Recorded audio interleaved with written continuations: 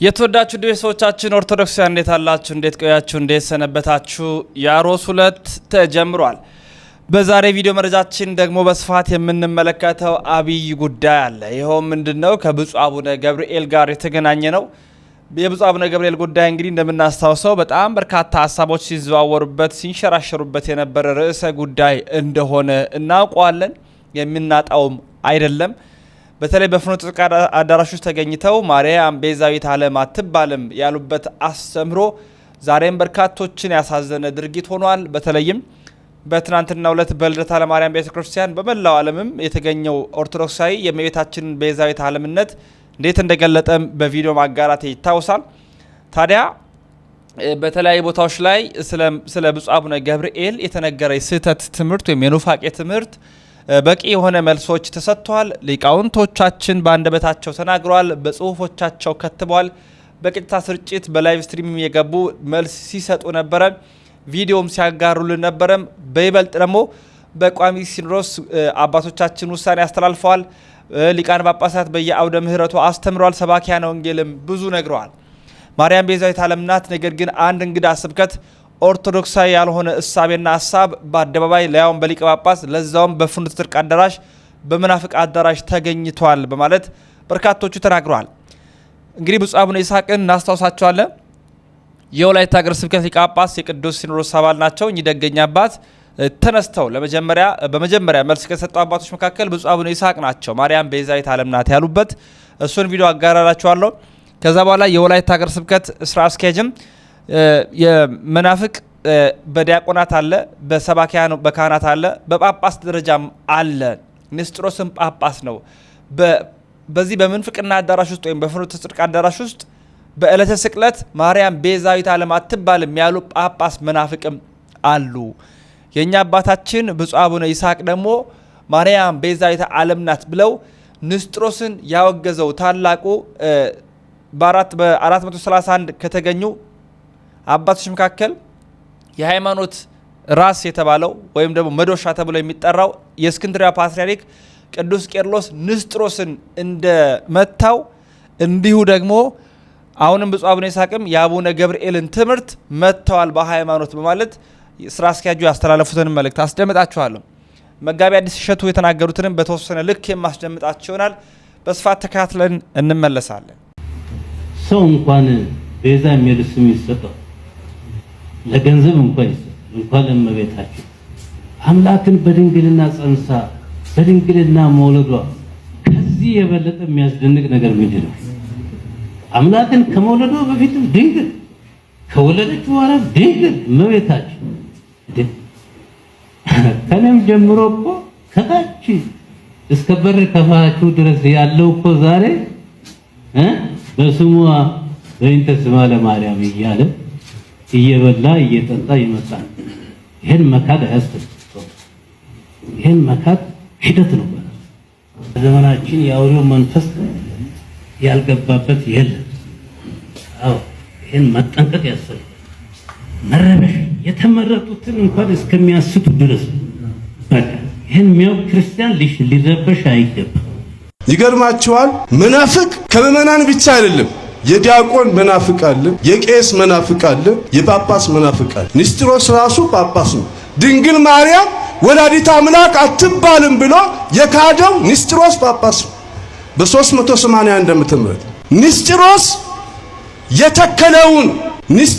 የተከለውን የክህደት ሚስማር ቅዱስ ቄርሎስ የተዋህዶ ጋሻ የተዋህዶ መዶሻ አንስቶ ንስጥሮስ የተከለውን ያንን ሚስማር በተዋህዶ ጋሻ ነው ፈንቅሎ የጣለው። እግዚአብሔር ክብርና ምስጋና ይግባ። ዛሬም ይገርማችኋል። ድንግል ማርያም ቤዛዊተ ዓለም አትባልም ብሎ በድፍረትና በትዕቢት አንድ አባት ከመናፍቅ አዳራሽ ላይ ሄደው ይሄንን ተናገሩ። ከቤተ ክርስቲያን ግቢ አይደለም። ይገርማችሁ። ቤተ ክርስቲያንማ ስቅለት ዕለት እኮ ቤተ ክርስቲያን ስግደት ነበር። ሕማማት ቤተ ክርስቲያን ስለ ክርስቶስ መከራ እያሰበች ነበር። ኢየሱስ ክርስቶስ ቤዛ ኩሉ ነው። ድንግል ማርያም ቤዛዊተ ዓለም ናት። ይሄ ነው ቤተ ክርስቲያን የምትለው። ከዛ ከአዳራሽ ሄዶ ቤዛዊተ ዓለም አትባልም። በዚህን ጊዜ መንፈስ ቅዱስ የመረጣቸው ሥላሴ የመረጧቸው ብፁዕ አቡነ ይስሐቅ በሀገረ ስብከታቸው ልጆቻቸውን ሰብስበው ልጆቼ አይዟችሁ አይዟችሁ አትሸበሩ ድንግል ማርያም ቤዛዊተ ዓለም ናት። አሳው ፋይሰነሻ ደስ አይልም? ደስ አይልም? እስቲ ለቤዛዊተ ዓለም እልልታው ጭብጨባው ይሄ ነው እንዴ? ይሄ ነው ምስጋናው? ይሄ ነው እልልታው? እልል በሉ እልል በሉ እልል በሉ። ድንግል ማርያም ቤዛዊተ ዓለም ናት።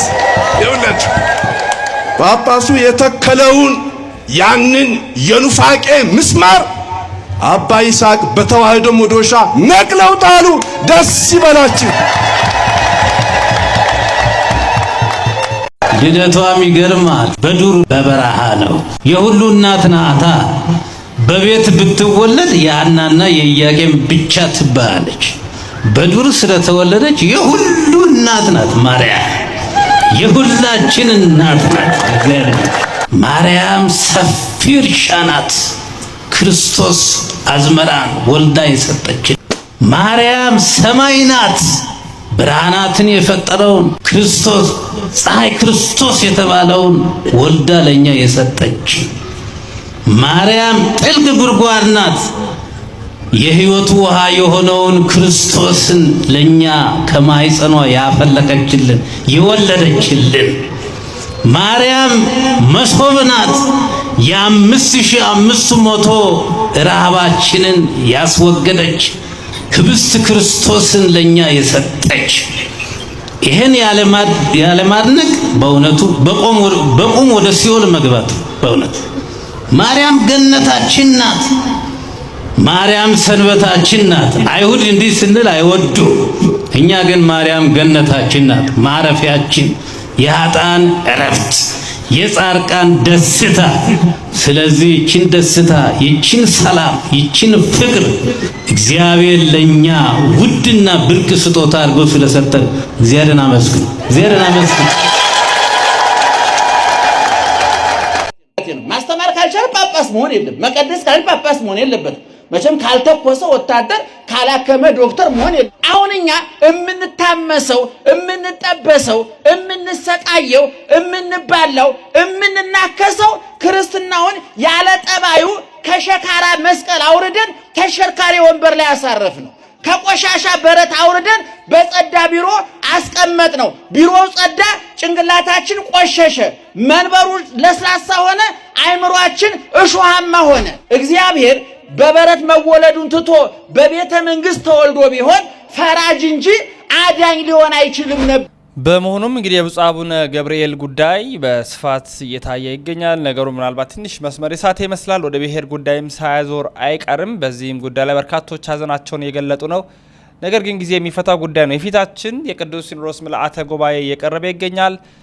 አበው ሊቃነ ጳጳሳት ከተለያዩ ቦታ ወደ ሀገር ውስጥ ይገባሉ። ያንም የምንመለከት ይሆናል። ምናልባት በዛም የሚነሱ ሀሳቦች ይኖራሉ። በሊቃውንት ጉባኤም የሚፈተሹ አስተምህሮቶች ይኖራሉ። የተወዳችሁ ውድ ቤተሰቦቻችን ኦርቶዶክሳውያን እንግዲህ የዛሬ መረጃችን ይህን ይመስላል። የአሮስ ሁለትን ሰብስክራይብ ማድረጋችሁ እንዳይዘነጋ። ምክንያቱም በቀን 3 ጊዜ ማለትም በቀትር 7 ሰዓት፣ በምሽት 1 ሰዓትና እንዲሁ በምሽት 5 ሰዓት ፍጹም ያለ መሰልቸት ኦርቶዶክሳዊ መረጃዎችን እያቀረብን እንገኛለን። ላይክና ሼር አድርጉ፣ ሰብስክራይብ አድርጉ፣ ትብብራችሁን አሳዩ። ተሰነባበትኩኝ። ሰናይ ቆይታ ይሆንላችሁ። ያሮስ የእናንተ መኛም ነው።